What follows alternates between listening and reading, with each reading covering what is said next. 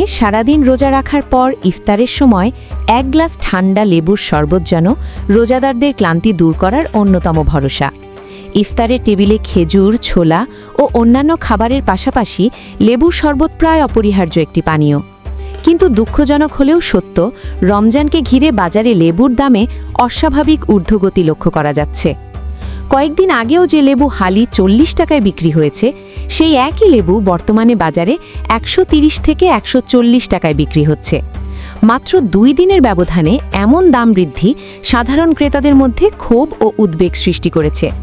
অনেকেই বলছেন, রমজান এলেই নিত্য প্রয়োজনীয় পণ্যের দাম বেড়ে যায়।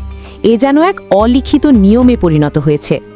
ক্রেতাদের অভিযোগ, সরবরাহে ঘাটতির স্পষ্ট কোনো কারণ না থাকলেও কিছু অসাধু ব্যবসায়ী সুযোগ নিয়ে অতিরিক্ত মুনাফা করছেন। ফলে সীমিত আয়ের মানুষদের জন্য ইফতারের প্রয়োজনীয় উপকরণ সংগ্রহ করাই কঠিন হয়ে পড়ছে। বিশেষ করে নিম্ন ও মধ্যবিত্ত পরিবারগুলো এই মূল্যবৃদ্ধির চাপে সবচেয়ে বেশি ভোগান্তিতে পড়ছে। অন্যদিকে বিক্রেতাদের দাবি, পাইকারি বাজারে দাম বেড়েছে বলেই খুচরা বাজারে এর প্রভাব পড়েছে। তবে সচেতন মহল মনে করছে, রমজান জুড়ে এ ধরনের মূল্যবৃদ্ধি আরও বাড়তে পারে।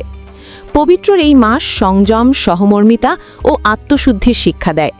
এমন সময়ে নিত্যপণ্যের অযৌক্তিক মূল্যবৃদ্ধি কাম্য নয়, এমনটাই প্রত্যাশা করছেন সাধারণ মানুষ।